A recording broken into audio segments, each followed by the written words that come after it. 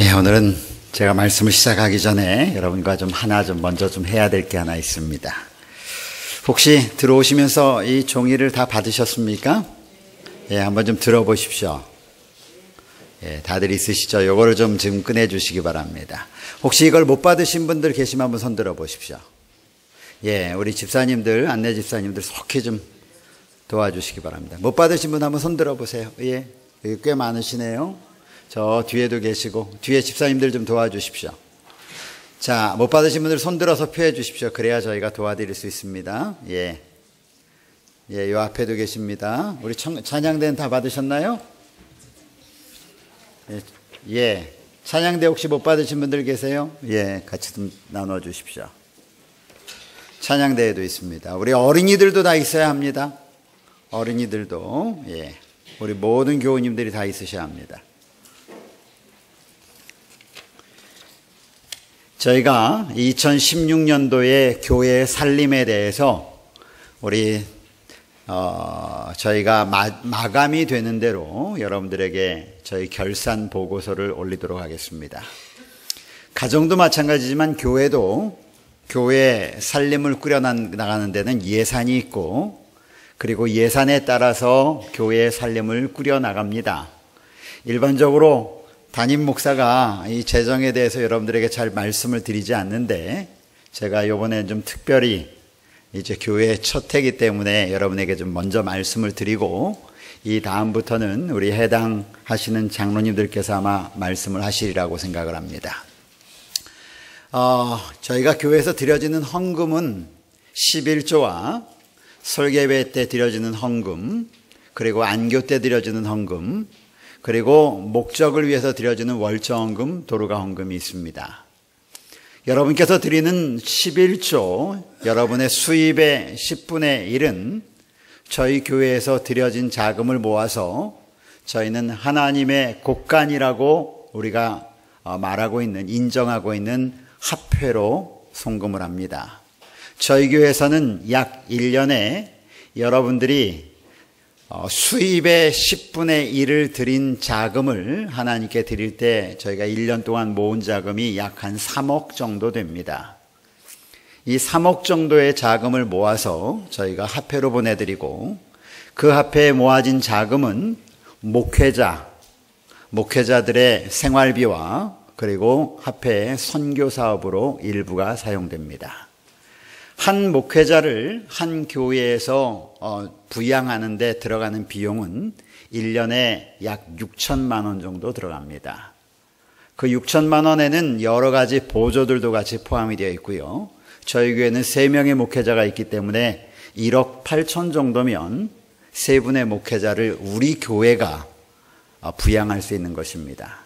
그런데 3억 정도 나니까 1억 2천 정도가 남겠죠. 그런데 저희는 교문이 교회가 한 교회가 아니라 제7일 안식일 예수 재림교회를 한 교회로 저희는 생각하고 있고, 저희의 자매교회들이 전국에 흩어져 있습니다. 특별히 동중환합회 내에는 1년에 교인들이 낸 11조가 500만 원밖에 되지 않는 아주 작은 교회도 있습니다. 그런데 그런 교회도 역시 목사님이 계시기 때문에 그 교회는 교회만 봐서는 목사님을 받을 수 없는 교회죠.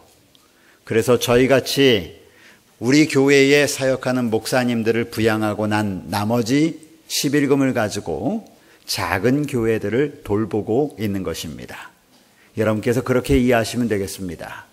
두 번째 헌금입니다. 두 번째 헌금은 여러분이 드리는 안교 시간에 드리는 헌금인데, 이 안교 시간에 드리는 헌금은 저희 교회에서는 사용하지 않습니다. 물론 안교에 드리는 헌금 가운데 일부 안교 경비, 안교를 운영하기 위하여 일부의 자금을 떼어놓고 나머지 절반은 세계 선교 사업을 위해서 사용되고 있습니다. 그거는 우리 한국에서 사용되는 것이 아니라 결국은 세계에 하나님의 복음을 전하기 위하여 여러분이 드리는 헌금이 사용되고 있다는 사실을 이해하시면 되겠습니다. 이제 세 번째 헌금입니다. 세 번째 헌금은 본 교회의 필요를 채우기 위해서 사용하는 것입니다. 가정에도 여러분께서 가정을 운영하시다 보면 가정 운영비라는 것이 있지 않습니까? 아파트면은 아파트 관리비도 있고 그 관리비에 전기요도 있고 뭐 여러 가지가 들지 않겠습니까? 저희 교회도 제가 와서 보니까 이 건물을 유지하는 데 들어가는 비용이 굉장히 많이 듭니다. 여러분께서 여름에는 시원하게 그리고 겨울에는 따뜻하게 예배를 드릴 수 있는 것은 다 우리 성도들이 하나님의 성전을 위하여 드린 헌금 때문에 저희가 그렇게 유지할 수 있는 것입니다. 그리고 매 안식일마다 예배가 마치고 난 다음에 저희가 식사를 하고 또 각 부서가 선교 사업을 위하여 여러 가지 활동을 할 때 여전히 자금이 들어가겠죠. 그래서 여러분께서 드리는 이 설교 예배, 특별히 교회 경비헌금일입니다, 선교헌금일입니다 라고 할 때 드리는 그 설교 예배 때 저희가 설교 마치고 드린 헌금은 대부분 교회 사업을 위하여, 본교회입니다. 사업을 위하여 사용되게 됩니다.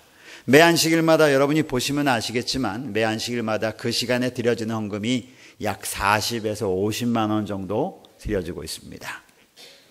그런데 이 교회를 운영하는 데 있어서 가장 크게 사용되는 자금은 그 헌금 가지고는 되지 않기 때문에 모든 교인들이 우리 교회의 살림을 위해서 일정한 액수를 정하여 하나님께 매달 서원하여 드리는 헌금을 우리는 월정헌금이라고 합니다.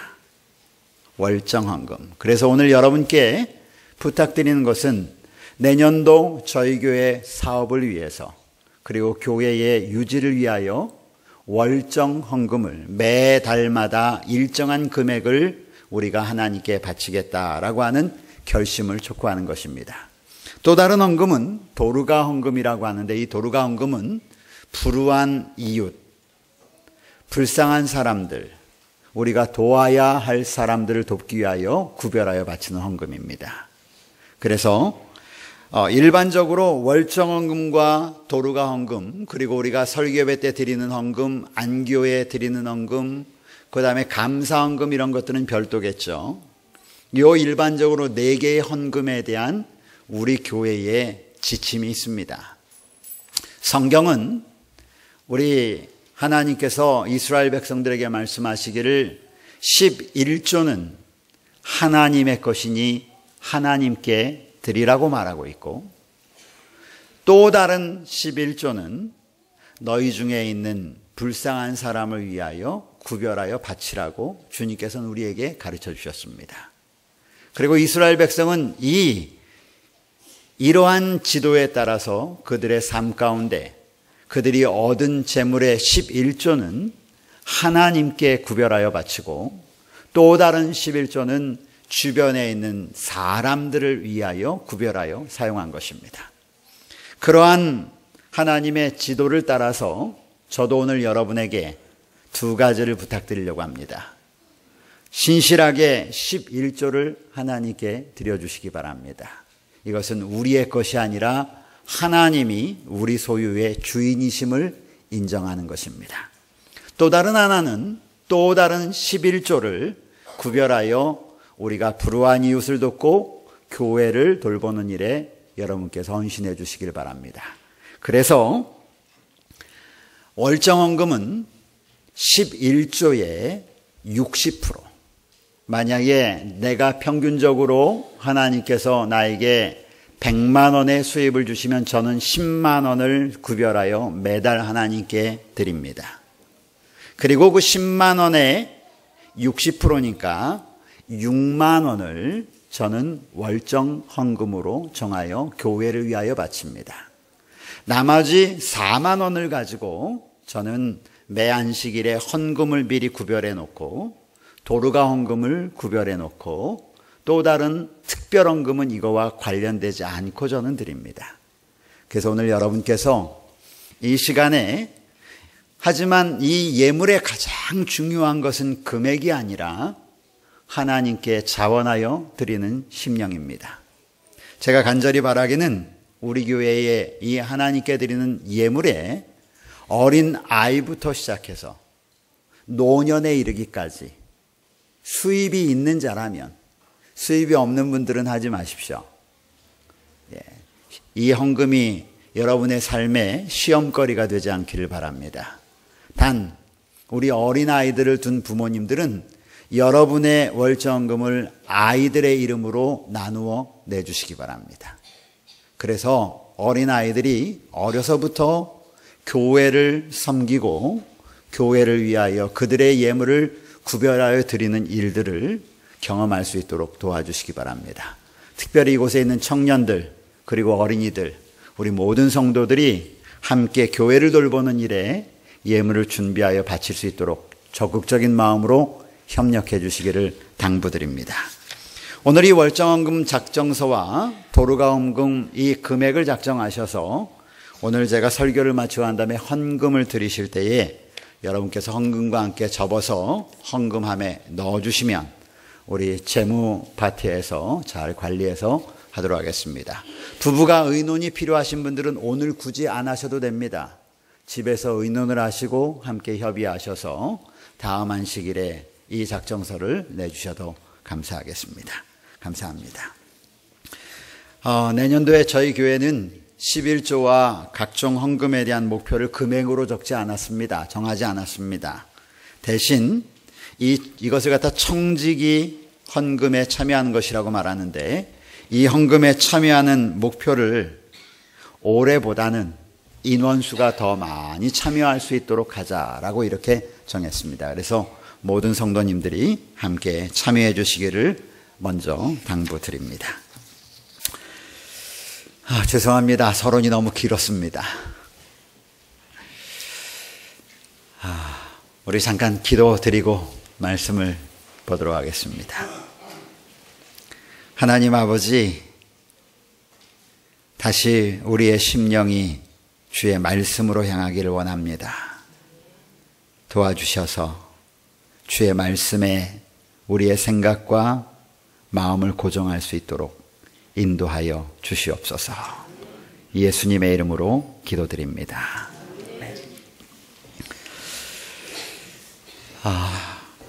하나님의 은혜가 이곳에 모인 사랑하는 성도들에게 임하시기를 바랍니다. 특별히 우리 사랑하는 성도들 가운데 질병으로 인하여 병원에 입원하고 지금 치료 중에 있는 성도들이 있습니다. 또 어떤 성도들은 병원에 있지 않지만 이 교회까지 나오기가 육신이 너무 불편하고 힘드셔서 집에 머물고 있는 믿음의 형제, 자매들도 있습니다. 그분들 위해 특별하신 하나님의 치료하시는 영이 함께 하시기를 간절히 기도합니다. 지난 시간 우리는 거룩한 제사장이 되라 라고 하는 제목으로 베드로전서 2장 1절부터 5절까지의 말씀을 살펴보았습니다. 지난주 하나님께서는 사도 베드로를 통하여 우리에게 모든 악독과 모든 기만과 외식과 시기와 모든 비방하는 말을 버리라는 권면을 받았습니다. 그런데 이 모든 것들은 사람들이 그들의 심령 가운데 하나님 두기를 싫어할 때 자연적으로 발생하는 것임을 로마서 1장 28절부터 있는 말씀을 통하여 우리가 알게 되었습니다. 사랑하는 성도들이시여, 우리의 마음에 하나님께서 머물지 않으시면, 우리의 심령 가운데, 우리의 생각 가운데 하나님께서 머물지 않으시면 우리는 알지 못하는 사이에 원수의 수중에 들어갈 수밖에 없다는 사실을 한시도 잊지 않게 되기를 간절히 바랍니다. 우리는 늘 하나님 곁에 머물러야만 살 수 있는 백성임을 여러분 잊지 마시기 바랍니다.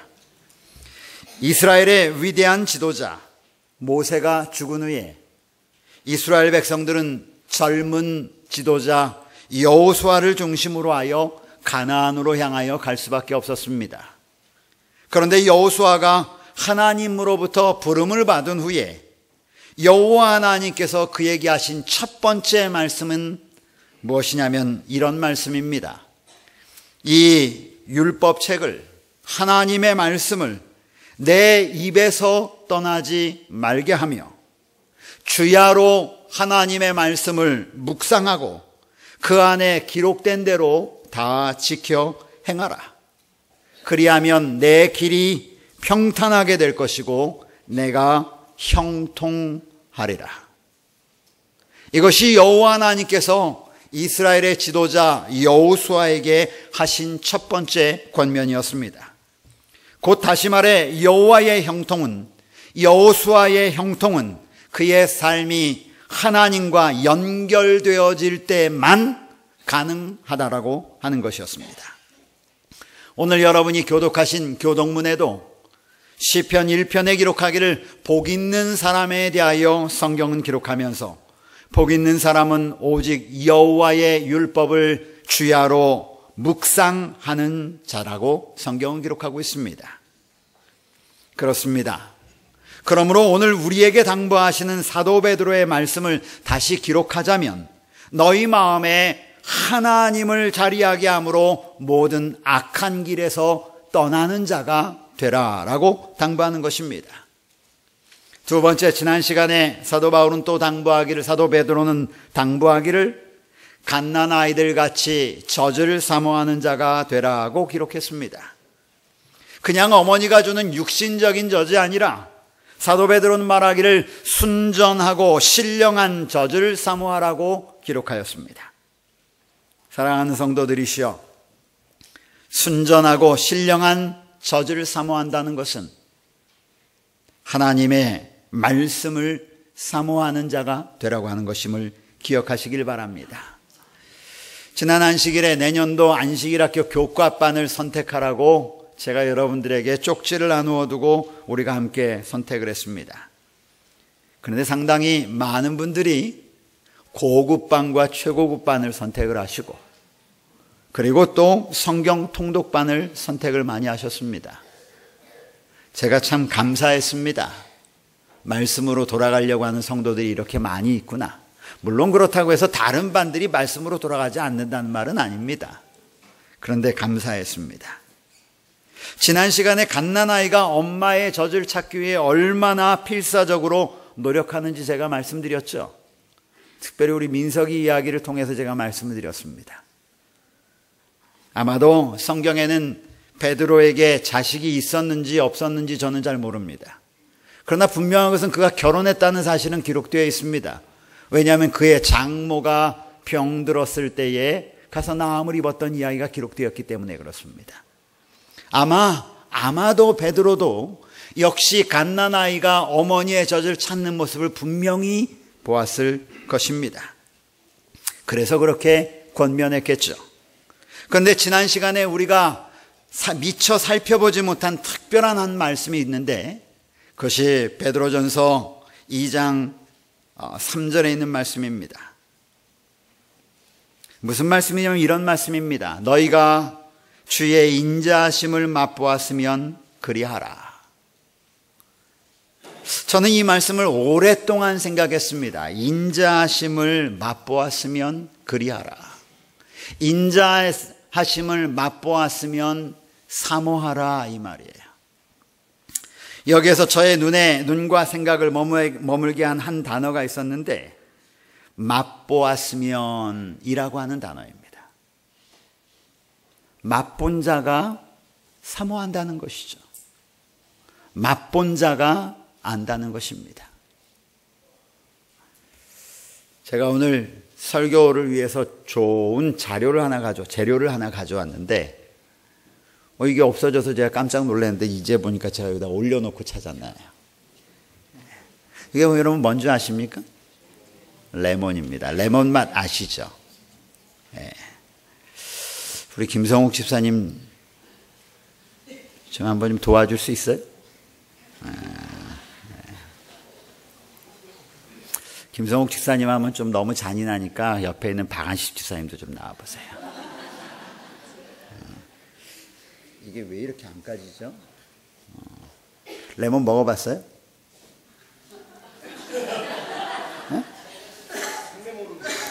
네? 생레몬을 먹어본 적은 없어요. 우리 박한식 집사님은 안 먹어봤어요. 여러분 레몬 잘 아시죠? 이거 얼마나 맛있는지도 아시죠? 제가 지금 레몬을 갖다 이렇게 까는 순간 레몬 향이 아주 좋습니다. 아마 요것을 갖다 입에 넣는 순간 어떤 느낌이 올지는, 이게 너무너무 안 까지는데, 제가 한번 좀 까보겠습니다.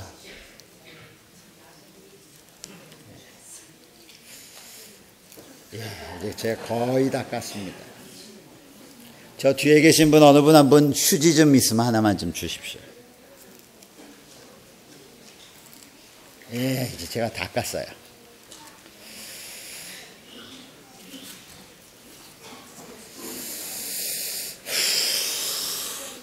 자, 여기 박 집사님은 요거 드시고, 고맙습니다.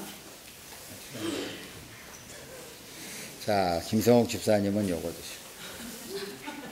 드시고, 뒤로 돌아서세요. 그리고,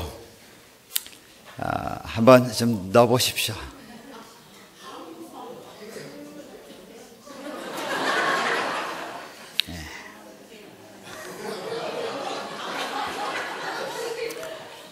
들어가세요. 고맙습니다. 자, 여러분, 먹기는 오늘 두 집사님이 먹으셨는데, 침은 여러분이 좀 더 많이 흘리고 계시죠? 제가 이 설교를 준비하면서 예와 레몬이라고 쓰는 순간 제 입에 막 침이 막 돌기 시작했어요. 여러분이 맛을 아는 것입니다. 레몬이 어떤 맛인지를 아시는 거예요. 그런데 오늘 성경은 말하기를 어린아이가 젖을 사모하는 것처럼 너희가 사모하는 자가 되라 이것입니다. 그러면서 성경은 말하기를 너희가 주의 인자하심을 맛보았으면 이라고 기록하면서 인자하심을 맛본 사람이 사모한다라는 거예요. 오늘 사도 베드로는 이 2016년을 살고 있는 우리 교문이 사랑하는 교문이 교회 성도들에게 하고 싶은 진짜 말씀은 아침에 하나님의 말씀을 혹은 여러분이 개인적으로 정한 시간에 하나님의 말씀을 여는 순간 여러분의 입 안에 오늘은 어떤 말씀으로 나에게 말씀하실까? 좋다. 오늘은 어떤 말씀으로 나에게 권면하실까? 어린아이가 어머니의 젖을 찾아 그의 입이 움직이는 것처럼 너희가 하나님의 백성이라면, 너희가 그리스도의 백성으로 살기를 원한다면 그렇게 하라는 것이죠.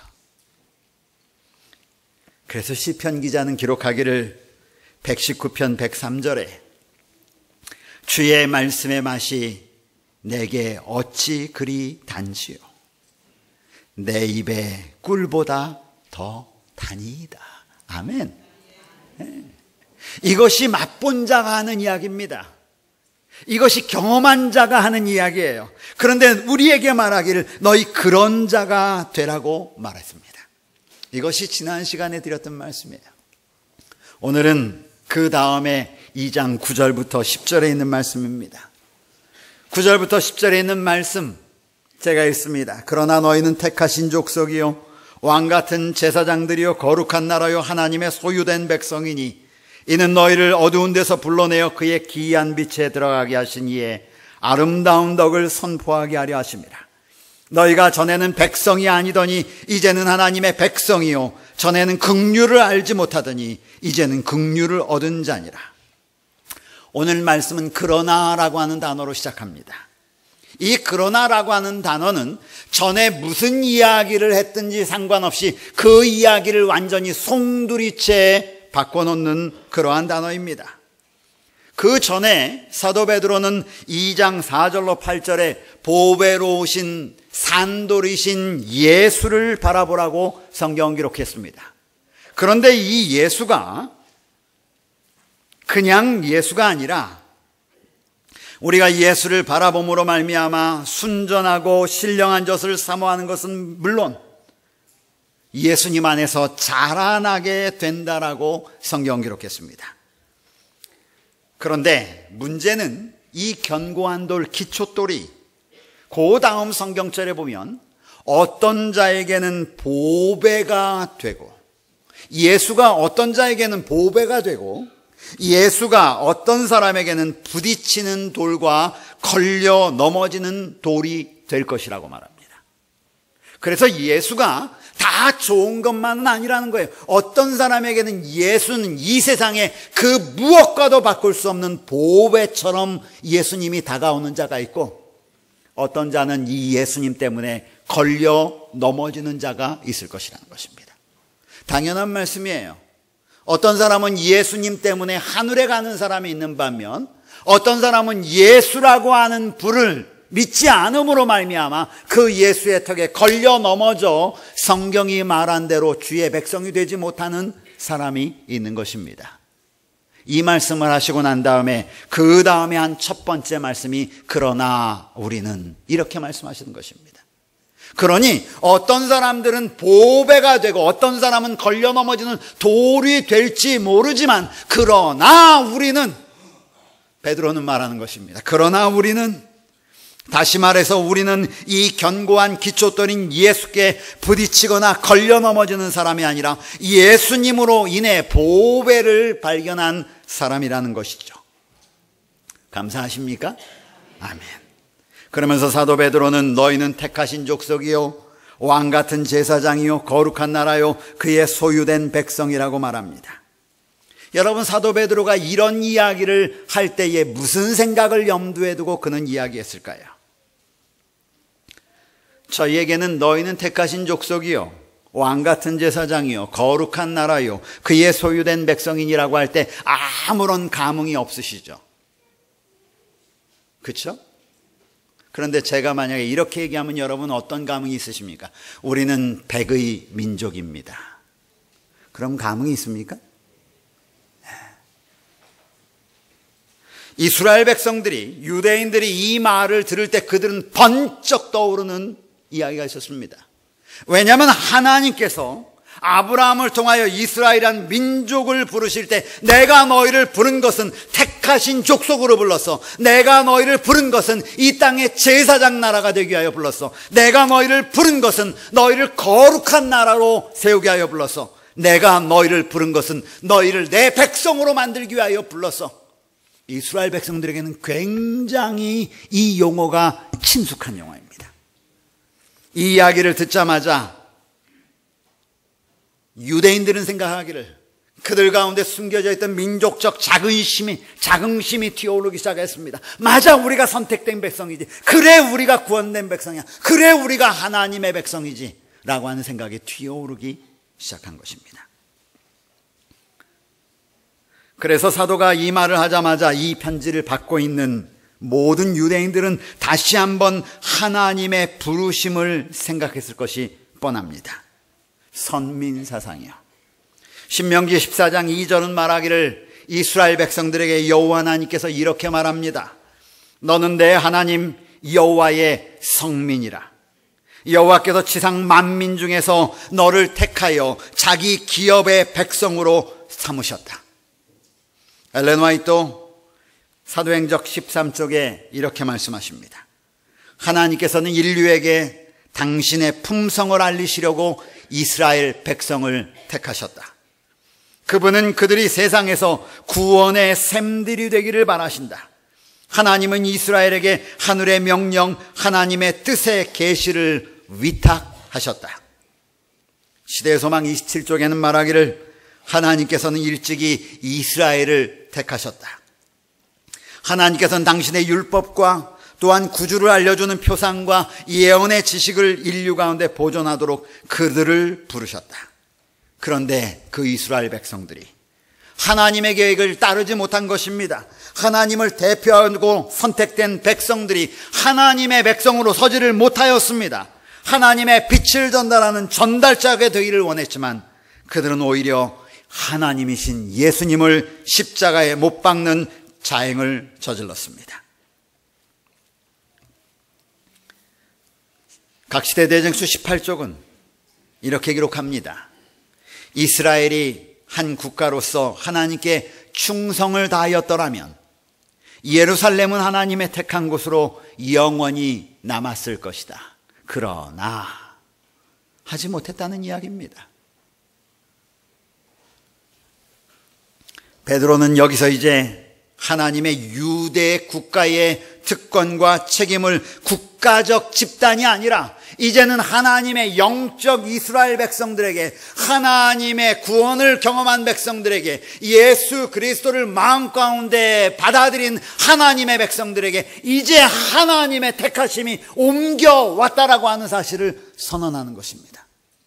그러나 이제 그 선택하심이, 그 부르심이, 그 택하심이 이스라엘 민족에게 간 것이 아니라 영적 이스라엘 백성인 하나님을, 예수 그리스도를 받아들인 자들에게 왔다라고 이렇게 선언하는 것입니다.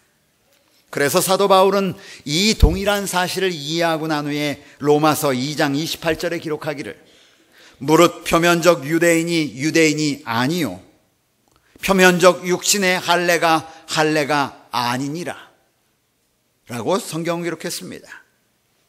이제 사도 베드로는 그의 편지에 기록한 것처럼 이 편지를 받고 있는 하나님의 백성들에게 말하기를, 너희가 하나님의 택하신 족속임을 알라.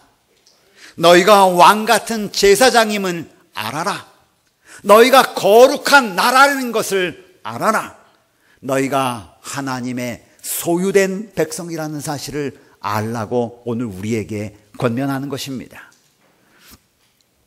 여러분, 그럼 하나님이 우리를 이렇게 택하셨는데 이렇게 택하신 이유가 무엇입니까? 성경은 바로 이어서 하나님이 우리를 택하신 이유에 대하여 9절 중반부터 이렇게 말하고 있습니다. 이는, 너희를 택하신 이유는 너희를 어두운 데서 불러내어 그의 기이한 빛에 들어가게 하신 그분의 아름다운 덕을 선포하게 하려 함이시라. 따라하십시오. 아름다운 덕을, 더 크게요. 아름다운 덕을 선포하게 하려 하심이라. 뭐가 아름다운 덕입니까? 뭐가 아름다운 덕입니까, 여러분? 왜 저하고 같이 성경을 읽었는데 저는 아는데 여러분은 무엇이죠?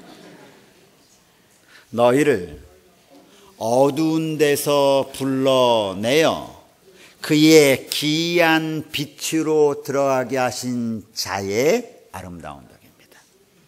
그러니까 사도 베드로가 느끼는 것은, 만약 하나님이 나를 불러내지 않으셨다면, 만약 하나님이 나로 하여금 하나님을 알지 못하게 하셨다면, 만약 하나님이 예수 그리스도를 이 땅에 보내지 않으셨다면, 만약 이 구원의 복음이 나에게 오지 않았다면 나는 여전히 빛 가운데 있지만 빛이 아니라, 참빛이 아니라 이 세상의 어둠 가운데 있을 수밖에 없는 사람이라는 사실을 베드로는 알고 있었던 것입니다.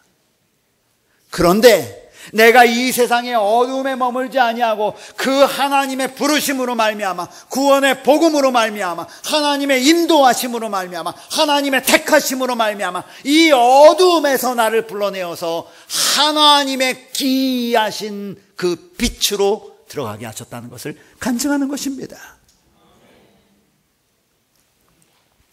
여러분, 하나님의 빛은 우리의 눈으로 볼 수 없습니다. 천사들까지도, 영적인 존재인 천사들까지도 하나님의 존전에서는 그들의 눈을 가리고 그들의 머리를 조아려서 하나님을 감히 쳐다볼 수 없어서 그들의 머리를 조아립니다. 모세는 하나님을 만나러 시내산에 올라갔을 때에 하나님을 볼 수 없어 그가 하나님을 직접 볼 수 없었습니다. 하나님과 함께 있는 것만으로도 그가 감당할 수 없었습니다. 그러나 그가 백성들에게 내려올 때 백성들이 하나님의 영광을 감당할 수 없어서 모세를 가리는 일을 하였습니다. 엘렌 화이트는 그의 기록 가운데 그는 하늘로 올라갔습니다. 이산 가운데 하늘에 올라가서 하늘에 차려진 식탁을 보고 하나님의 백성들과 함께 음식을 나누었습니다. 그리고 난 다음에 하나님의 나라에 영원히 살기를 원했지만 하나님께서는 그에게 말씀하시길, 너는 지상에 내려가서 해야 될 일이 있다. 그가 여러분 이 땅에 내려오고 난 다음에 한 첫 번째 말이 무엇인 줄 아십니까? 어둡다. 어둡다.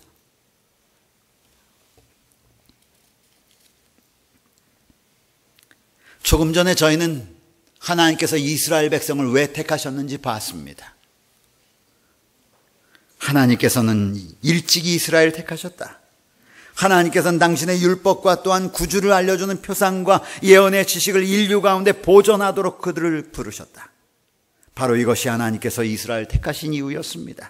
그런데 그 말씀을 사도 베드로는 다시 말하기를, 이는 너희를 어두운 가서 불러내어 그의 기이하신 빛으로 들어가게 하신 이의 아름다운 덕을 선포하게 하기 위하여 너희를 불렀다라고 오늘 성경은 말하는 것입니다. 성경에는 이 세상이 어둠 가운데 있다고 말하고 있습니다. 로마서 13장 12절은 말하기를, 이 세상의 삶에 대하여 말하기를 밤이 깊고 낮이 가까웠으니, 그러므로 우리가 어둠의 일을 벗고 빛의 갑옷을 입자고 바울은 말합니다.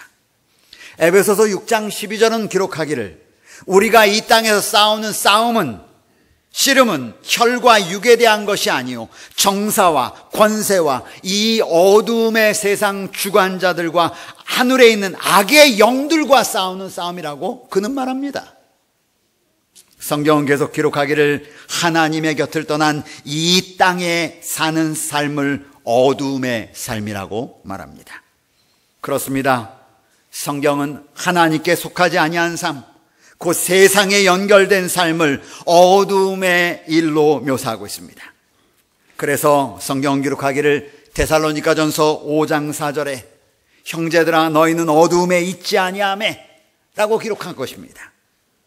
우리는 세상의 빛의 주인이신 예수님의 구원의 나라로 부름받은 백성임을 기억하시기를 간절히 바랍니다. 요한복음 1장 4절에는 예수님에 대하여 기록하기를, 그 안에 생명이 있었으니 이 생명은 사람들의 빛이라고 기록했습니다. 5절은 빛이 어둠의 빛이 돼 라고 기록했고, 9절은 말씀하시기를 참 빛 곧 세상에 와서 각 사람에게 비치는 빛이 있었나니, 12절은 기록하기를 예수께서 말씀하여 이르시되 내가 세상의 빛이니 라고 말씀하시면서 나를 따르는 자는 어두움에 다니지 아니하고 생명의 빛을 얻으리라고 기록하였습니다. 우리는 예수님의 은혜로 어두움에서 빛으로 나아간 하나님의 백성임을 결코 잊지 마시기를 바랍니다. 그렇다면 하나님께서 우리에게 어떤 직분을 주십니까? 성경은 기록하기를 선포하는 직분을 주셨다라고 말합니다. 무엇을 선포합니까? 성경 지식을 선포합니까? 아니요. 여러분이 빛 가운데 살고 있음을 선포하시기 바랍니다. 어둠 가운데 살고 있는 백성들에게 내가 빛 가운데 있는 백성임을 여러분의 삶을 통하여 선포하는 직분을 우리에게 주셨습니다. 하나님께서는 우리에게 하나님의 아름다운 빛을 선전하고 선포하는 자가 되기를 원하십니다. 사랑하는 성도들이시여, 오늘 우리에게 말씀하신 주의 음성을 깨닫게 되기를 간절히 바라면서 말씀을 마칩니다.